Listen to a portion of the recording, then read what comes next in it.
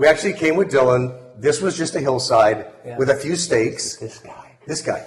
And we walked the properties. We picked out which one was ours, and then 4 minutes over the hill to our beach. We call it our beach. To the beach, we sat there and we said, let's really think about what we're going to do. And then we went back to the Airbnb, which we had rented as a Portugal Realty property, so we could A, see the construction. Very good idea. B, see how it was maintained. Yeah, it was a brilliant idea.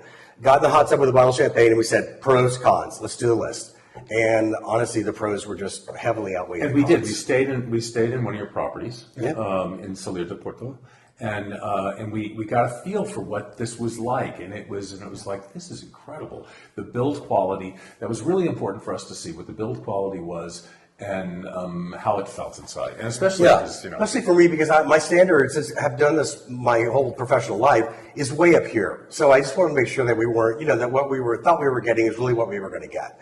And I really felt like that walking through I looked at things like how materials terminated, how are what kind of finishes do they use, and it all felt really good to me. And, then knowing we could come in and add our layer on top of it and customize it for ourselves and personalize it for ourselves.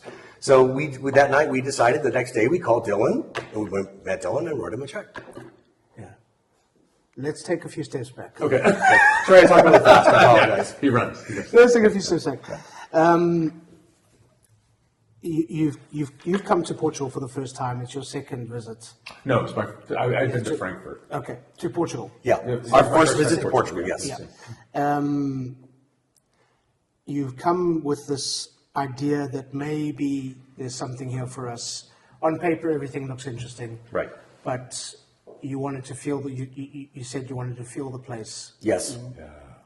What did you feel as you got here? What did you feel that kind of went? Okay? So it's interesting you say. So first night we stayed in Lisbon at the hotel. I think the thing that hit us both right in the face was we got into bed, turned the TV on, and there was no Trump.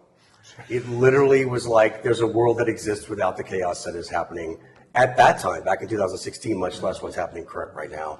And I think we both just really, for the first time, just breathed a huge sigh of relaxation. Opening our perspective to the world it is a big world. Yeah. And it's not all done at this sort of like teeth gnashing pace where you have to keep going and you have to keep going. Yeah.